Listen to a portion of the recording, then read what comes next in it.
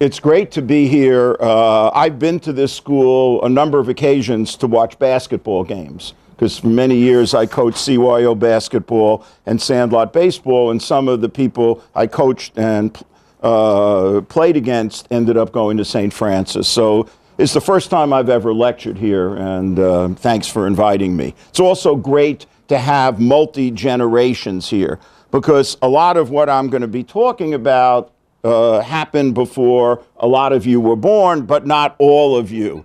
So these people, it's a little bit of pressure because they can correct me if I'm wrong, but you know, that's how you learn. So I'm going to tell you a little bit about my life in relation to the civil rights movement, and then kind of try to give an overview of civil rights in New York from a somewhat unconventional perspective, because I think there is an official civil rights movement of organizations like the NAACP and CORE with protests against various forms of discrimination, but there was an unofficial civil rights movement that brought young people together across racial lines, and that was sports and music.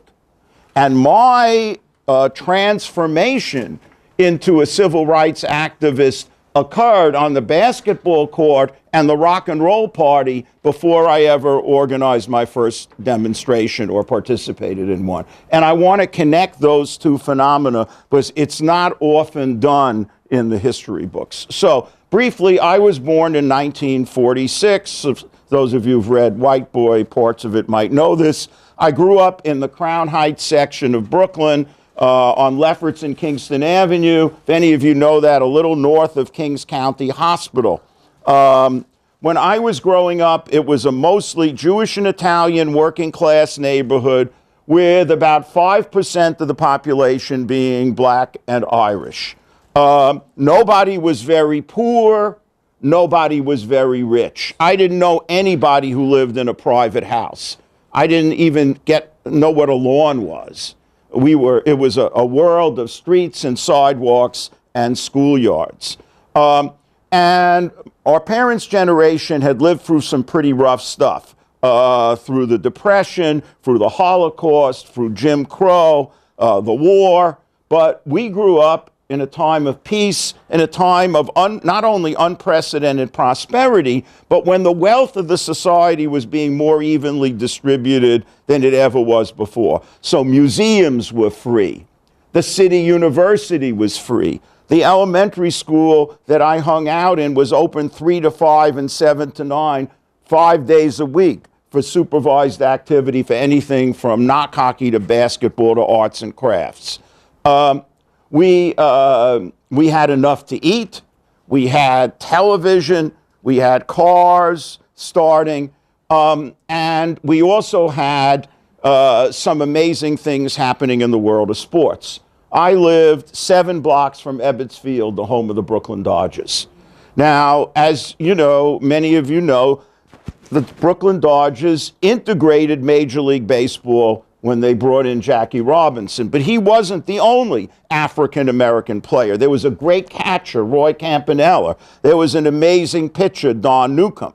And then you had the New York Giants, who had the most incredible center fielder named Willie Mays. How many of you know how Willie Mays caught a ball? He caught every ball like this, a basket catch, whether it was over his head, sideways, or in front of him. The most incredible thing we ever saw. So I grew up in a neighborhood, as I said, it was mostly Jewish and Italian kids, a handful of black kids. The most amazing things we saw in sports were done by black athletes, but we never talked about it, thought about it. There was Mickey Mantle for the Yankees, Duke Snider, and Willie Mays, the 3 greatest center fielders of the time. These were our heroes. And then in basketball, there are all these amazing players coming out of Brooklyn. I went to high school, and I don't know if some of you might, have any of you heard of Connie Hawkins? Jesus Christ. Okay, Connie Hawkins is one of the greatest players ever to play basketball. He got involved in the scandal and didn't enter the NBA until he was like 27 or 28. He went to Boys and Girls High School. Any of you ever heard of Roger Brown? No. Another great player who ended up in the NBA. All these players averaged over 25 points a game in professional basketball. And then Billy Cunningham. Any of you heard of him? Okay. Also, from Erasmus, went to North Carolina, played for the Philadelphia 76ers. They all played in the same division in Brooklyn, and they had a game, Brooklyn against the United States, and Brooklyn won. So this is how I grew up, with the Brooklyn superiority. But, okay, so this is what I grew up around, and we played stickball, we played punchball, but we played basketball, and there were these amazing players in our neighborhoods and the schools. And once again, it was racially mixed. Our parents didn't have the experience of this. I was part of a generation of white kids who had black players as their athletic heroes and role models. I still remember there was a player named Elgin Baylor who was in the NBA. Now, Elgin Baylor did something I never saw before. He double pumped when he was in the air. Now, you had to jump pretty high to do this. You fake a shot, bring it down, and bring it back up. Every kid in my neighborhood worked on their jumping to be able to do this. And I was proud that by the time I was a junior in high school, I could double pump. I could also grab the rim from a standing position. So I was one of those white kids who could jump. But we didn't think that way then, because it was a world in which black and white kids were meeting each other in school, playing ball together, and we saw it echoed in what was going on television and in the ball fields. So none of us, this is a time nobody talked about race in the media. There's a great book by Roger Kahn called The Boys of Summer about the Jackie Robinson Dodgers. He said that when he was covering the Dodgers, he was never allowed to talk about race in the paper, about the insults that Jackie Robinson was getting on the field, sometimes from his teammates, sometimes from his opponents, about the hotels he couldn't stay in. So there was a time you couldn't talk about these things. So for us, it was just, wow, Willie Mays, man, Connie Hawkins, but also, man, Mickey Mantle, Billy Cunningham. I don't recall thinking black, white.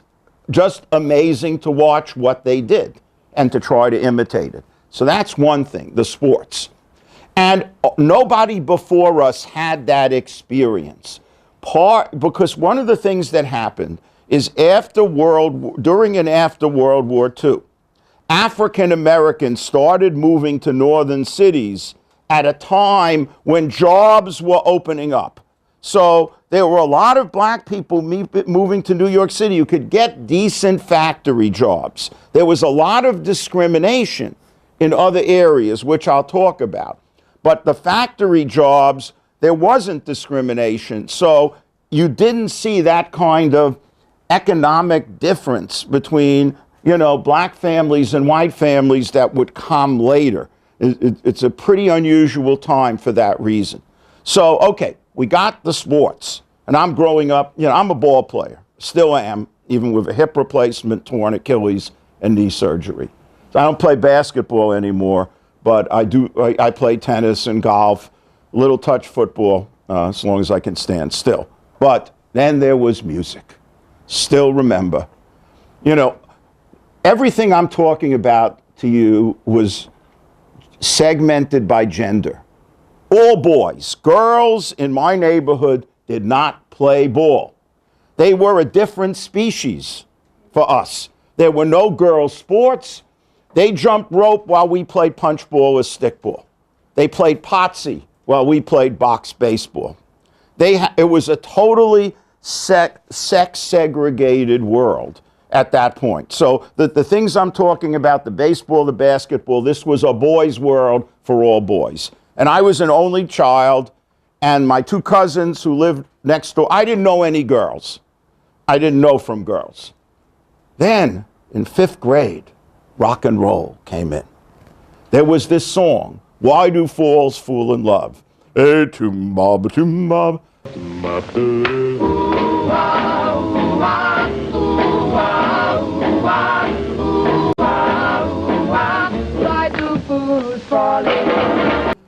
all of a sudden, our neighborhood became transformed. Everybody bought these little record players with the 45s, transistor radios, and before you know it, we would have rock and roll parties and start, kissing in the closet. We were 11 years old. But this swept through it. Every kid I knew wanted, and, irrespective of race, the guys I grew up with, we wanted to play ball, we wanted to sing rock and roll. And we all tried our hand in singing in doo-wop groups.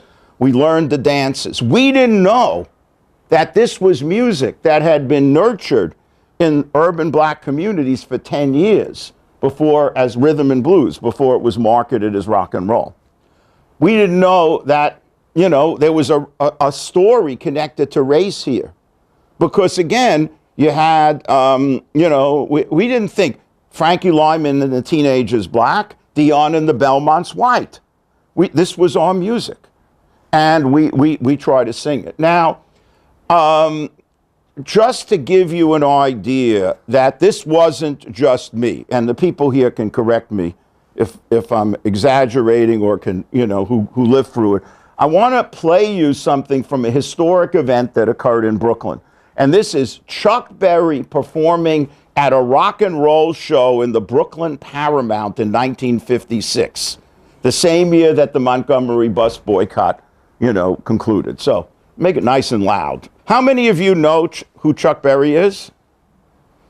Any of you see the movie Cadillac Records? Okay.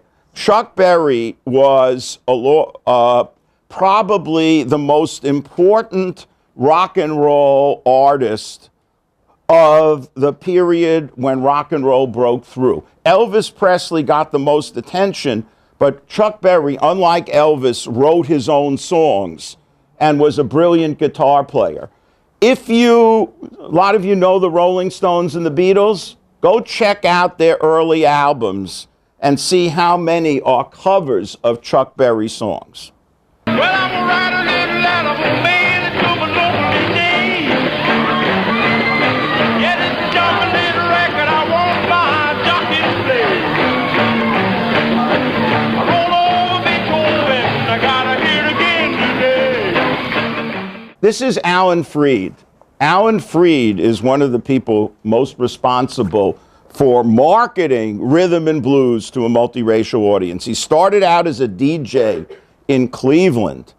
And what and this is like 1953, what he discovered was that music that was being marketed to black audiences was being bought in large quantities by young white, mostly guys. And he said, why don't I rename this music and see if I can have a concert?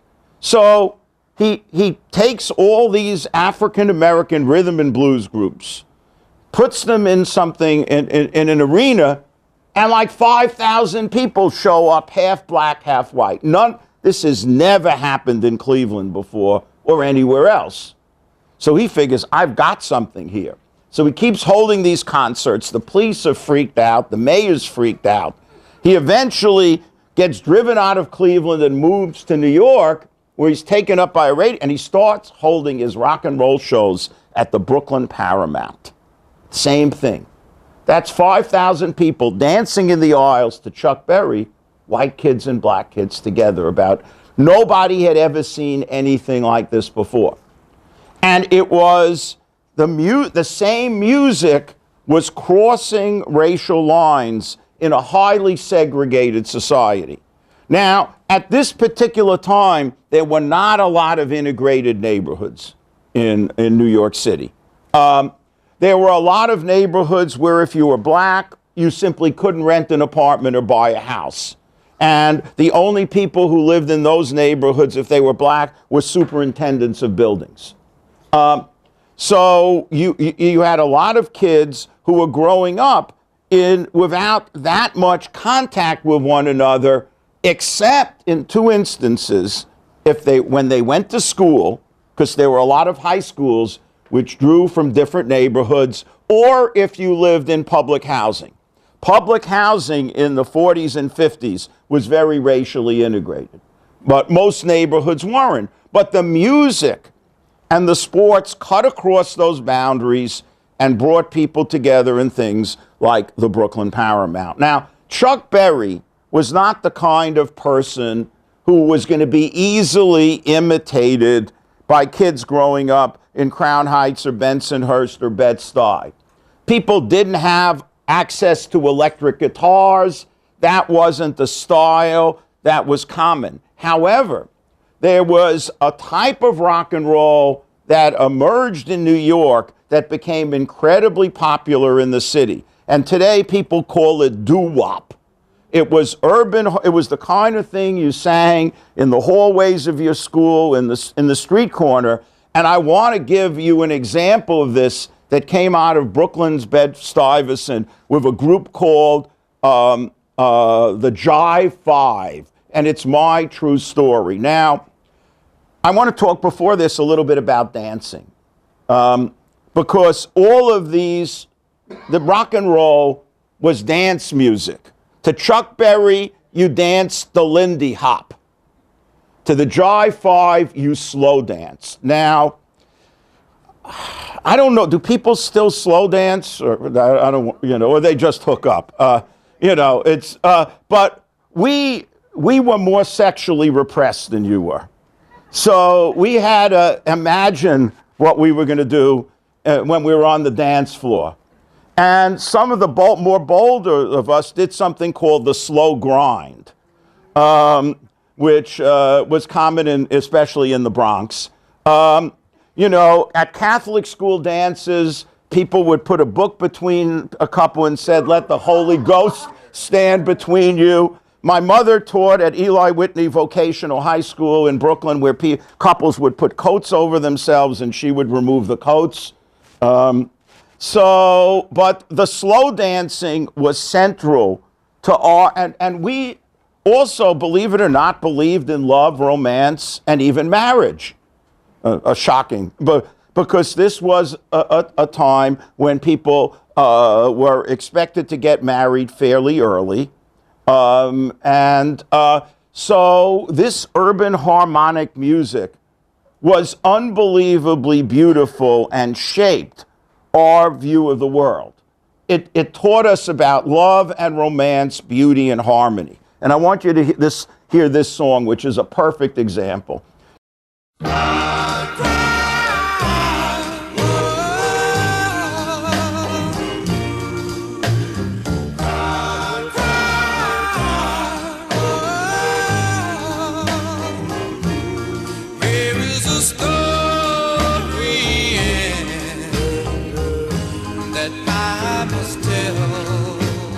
Now, all I can tell you is that when this song came out in Bay Ridge, in Throgs Neck, in northern neighborhoods in the Bronx, where there were no black kids at all, everybody danced to this. Everybody tried to sing like this. You had something that had entered our lives. This was ours. And it arose in the black community. We didn't think of it that way, but it wasn't accidental or insignificant that so much of the genesis of this was from the black community, because when race would become a public issue in the 1960s, a lot of us had been conditioned very differently than our parents in how we thought about race, which is something I'll talk to. Now, I want to give you an example of how this spread. The next group I'm going to show you is a group of Italian kids from the Bronx, Dion and the Belmonts, who take this music coming out of the black community that their lead singer spoke about listening to black, blues stations late at night, and made this, a music that they made their own and won complete acceptance, because in black communities, people dance to Dion and the Belmonts the same way they did to the Jive Five. So this is I'll try not to sing along. I used to sing this one.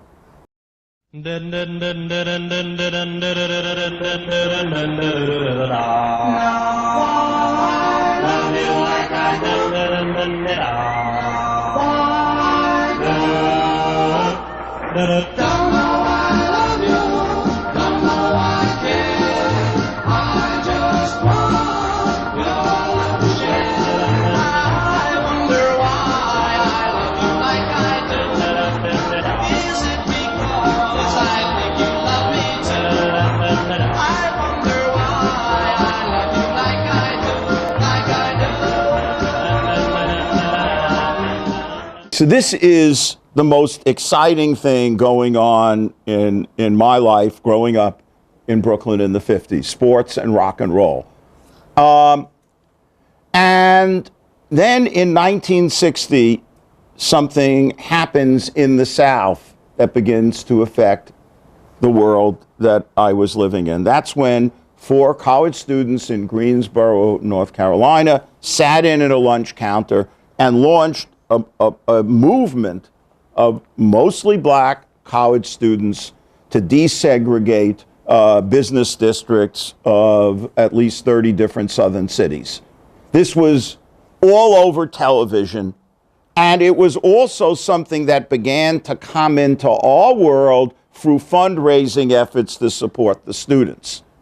And now, for the first time, all of us who had grown up with the sports and rock and roll, now we're saying, wait a minute, there's something going on in this country relating to black people not having the same rights as everybody else. This was not something we ever talked about or thought about in our neighborhoods, but now it was on the radar screen. And then people began to point out in some of the organizations that were supporting the Southern Civil Rights Movement, you know, that discrimination, it's not just in the South, it's right here in New York City, which in fact it was. So when I was a senior in high school, I got invited to and participated in my first civil rights demonstration. It was a protest against the hiring policies of an unbelievably great bakery chain called Ebinger's, which, if look up Ebinger's blackout cake, you know, okay.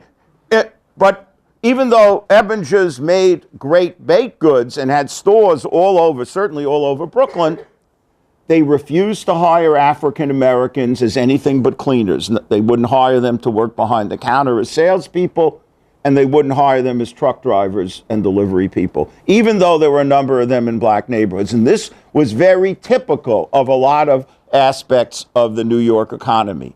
So the Congress of Racial Equality, which was organized, the Freedom Rides in the South in 1961, organized a picket line at Ebinger's, and there was a Congress of Racial Equality chapter at my high school. One of the people in it was somebody who spoke here, Bettina Aptheker. So against my parents' wishes, I joined the picket line. Now, most people in my school knew me as an athlete. I was the captain of the tennis team, an avid schoolyard basketball player, but somehow I intuitively gravitated to this protest. And it wasn't like other students were hostile to it. You know, it was the beginning of something that was going to become very important in New York City. And now I want to talk to you a little bit about where discrimination was in New York in the 60s. Employment was key. No one could get a job as a secretary in an insurance firm if they were black. It MetLife, any of those firms at that particular time, early 60s. Almost nobody who worked in the high-paid jobs in construction, as steam fitters, plumbers, electricians, iron workers, could get those jobs if they were black.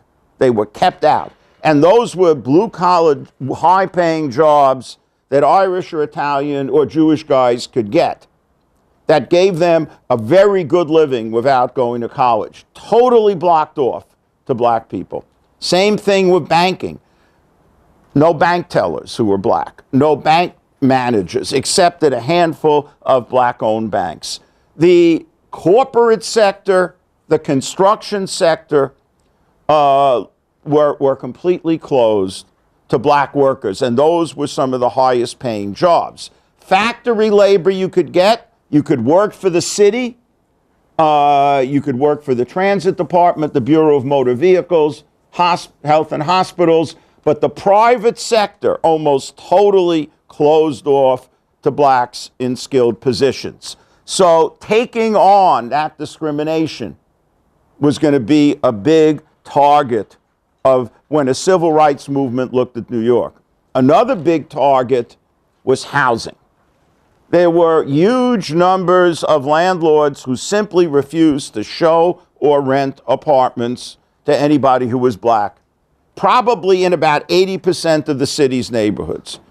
And if you managed to somehow buy a house in some of those neighborhoods, you could find yourself, your house destroyed. So those were the two biggest issues, not the only ones: job discrimination, housing discrimination. And those would be major targets of civil rights protests throughout the 60s, particularly to try to open up the construction industry, a task which was not very successful and provoked a lot of violence in return, and an attempt to get the private sector in the downtown business districts to open entry-level positions to blacks, which ultimately was more successful. But none of this came easily or voluntarily. Housing discrimination was a tougher nut to crack in some ways, and what civil rights groups did was something called sandwich tests. They would send the white couple to ask about an apartment, then a black couple, and another white couple. If the two white couples were shown the apartment and the black couple wasn't, that was prima facie proof of discrimination. You brought it to the Commission of Human Rights. So there were also issues in terms of school segregation, the fact that neighborhoods were segregated and neighborhoods and schools were therefore segregated because most you went to by neighborhood.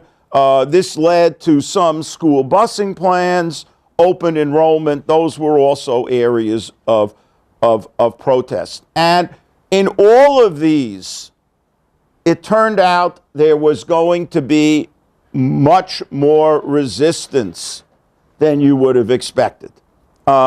Because people who had secure access to jobs were not that excited about having another group in competition with them. So the people who were already established in the construction trades fought against efforts to integrate them, very angrily and very effectively. And housing discrimination was extremely difficult to fight. And then when you did integrate a neighborhood, sometimes real estate companies would then do what they called blockbusting and try to have a very rapid turnover. So a neighborhood which was now somewhat integrated, within 5 years, they'd get the whites to panic and sell, and then rent them or sell them to blacks coming in at a higher rate. That happened in my neighborhood, Crown Heights, in the mid-60s. So, but the point was that none of this started happening in the period I was talking about. None of this was going on in the 50s. The protest in New York against housing discrimination, against employment discrimination, were triggered by the protest in the South, beginning with the student sit-ins. And that then faced people like me with an interesting conundrum, because my parents, who I always thought as being kind of, racially tolerant, got very upset when the civil rights movement came home to Brooklyn they didn't like me getting involved in this. And they were also worried that if the neighborhood that they were living in became, more than 5 or 10% black, it would deteriorate, and therefore they would have to move. So my experience was I got involved in my first civil rights demonstration, spring of 1962, as a senior at Erasmus Hall High School in Brooklyn. Then I went to Columbia. For the first year, all I cared was about sports, making sure I made the tennis team. I was even on the freshman basketball team for a while, joined a fraternity, partied, the whole. But then and this is again an indication how national events affect local events, two things made me get re-involved. One is I read a novel by James Baldwin called Another Country, which made me realize that being black was different even in New York than being white. Now, I grew up with black kids. I played ball with them. I was on the same teams. I went to parties with them. No one of any black person I was with ever talked about what that meant that was different than anything that anybody else experienced. There was like almost a convention. We never talked about a mentioned race. It was a subject not talked about. So here, all of a sudden, I'm realizing, wait a minute, my friend Herbie might have a totally different experience than me. He's not talking about it, but it's here, and it shook me up. Then, the summer of 1963 is the Great March in Washington. I hear Dr. King's speech, the I Have a Dream speech. I said, I have to get involved. So I go back to college. The first thing I do is join the Columbia Core chapter. And I get involved in organizing tenants in East Harlem, organizing rent strikes to help get buildings fixed up, joining this, demonstrations against housing discrimination, and supporting the Southern Civil Rights Movement. So in college, I become a civil rights activist. I also go to a school where there was not only not one black history course, there was only one black teacher, and I had never been assigned a group by a black author in any of my classes. So when I was studying history, I focused my research on race in America and African American history. And I'm doing this in this almost all white world. Then comes kind of the formative experience in my life in terms of making me realizing the depth of race. So here I am. It's my senior year at Columbia. I've had a great time. Been on the tennis team. I'm the captain of the team. I'm in a fraternity. I've had a great experience. I've been a civil rights activist. But I'm doing this in this almost all-white world. So I go to a basketball team party, which is the only really integrated party I ever attended at Columbia. I meet this really gorgeous black girl, and we start dancing, and we connect. It's not something expected. It happens, and it keeps building, and it keeps connecting. Before you know it, I know you guys don't fall in love anymore. I was in love. And everything is taking off for me now. I have a 4-year fellowship to any, top graduate school I want to go to. So I go, and I say to my parents, I've fallen in love. My mother threatens to commit suicide and says, as long as you're with her, we will never see you.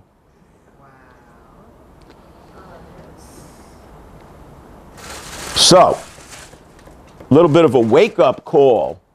Also, it's kind of an adventure to walk hand in hand down various neighborhoods of New York City. At that point, I had red hair. I was probably a couple of inches taller. I was a little bit of a badass with a beautiful black woman. And the stares, the hate looks were, it was kind of an adventure. But I'm saying, wait a minute, this is much more than I realized, but I'm not backing off from this. And it was like realizing that race in America was something deep, it was rough, and people There's one thing to work together, or to play ball together. It was another thing to fall in love and become, total, part of one another's families. As it turned out, her family totally accepted me. I lived in that family. I was basically part of a black family for the 6 years we were together. And I watched a lot of things change in the city. I watched black studies, courses and black studies departments become established on campuses.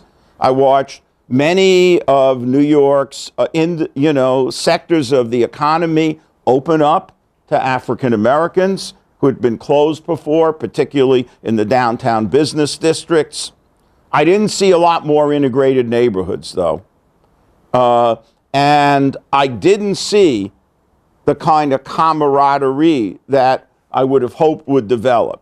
A lot of tension, but at the same time, a lot of change.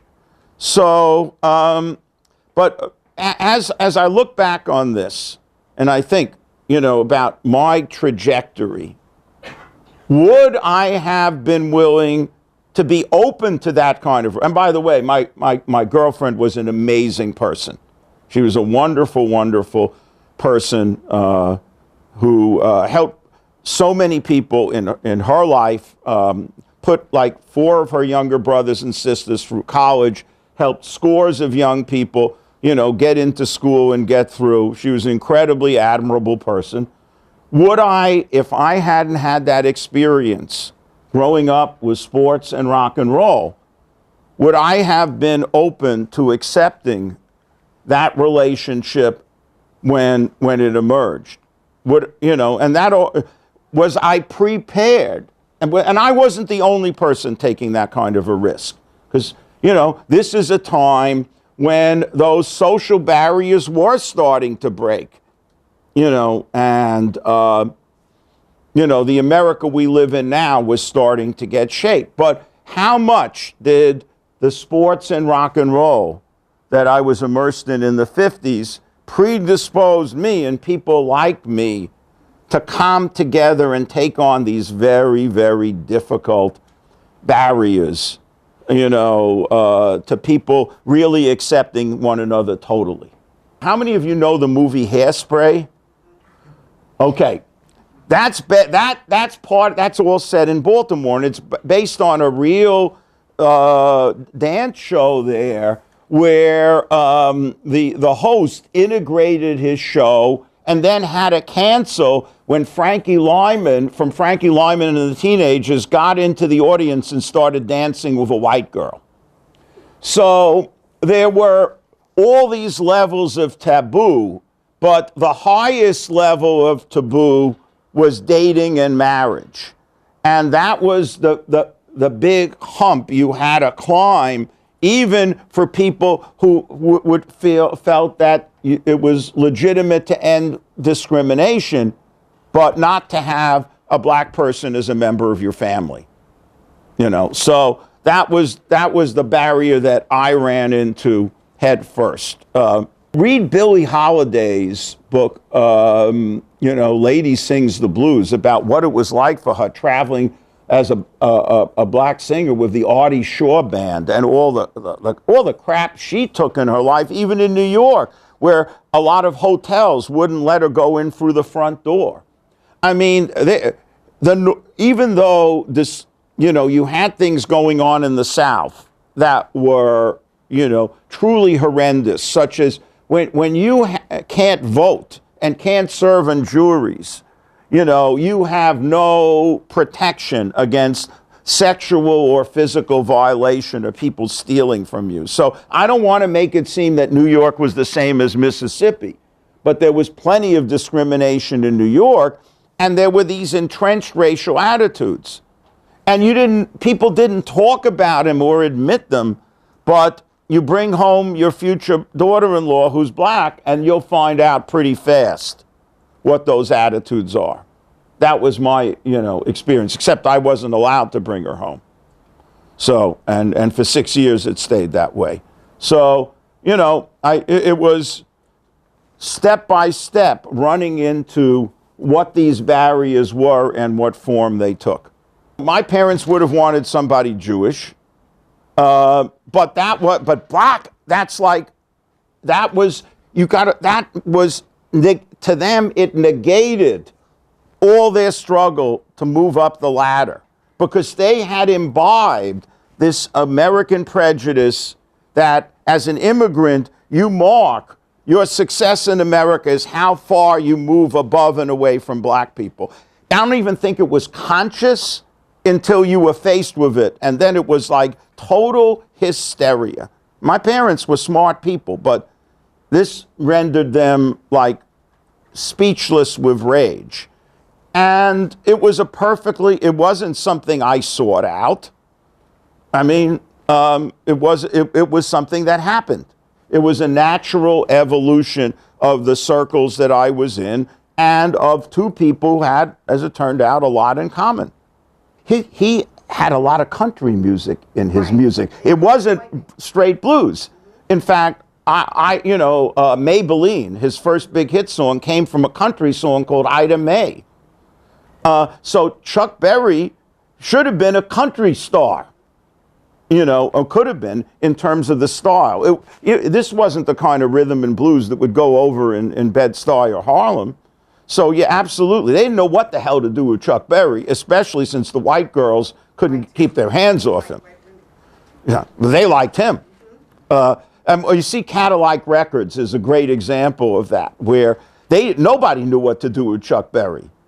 He ended up putting him in jail on some charges of transporting a young woman, over state lines. See, you had rock and roll, the four superstars of rock and roll in the early days who were uncontrollable: Chuck Berry, Little Richard, Elvis Presley, and Jerry Lee Lewis, who married his 13-year-old cousin. They were all nuts, but brilliant and crazy. People went crazy. All of them by 1960 had been silenced. And then they brought in safer, sanitized people like, Paul Anka and what they call the teen idols and Fabian and stuff. But then snuck in came Motown and then the Beatles and the Stones. So the 60s, but the fascinating thing about, you get the early Beatles and Stones, half of it is Chuck Berry. I have all their first albums, and I love the early Rolling Stones, who's a great rhythm and blues cover band. Can you find a video? Let them see Rolling Stones doing Old Carol. They did their first record at Chess Records. They go to Chess Records and Muddy Waters. Okay.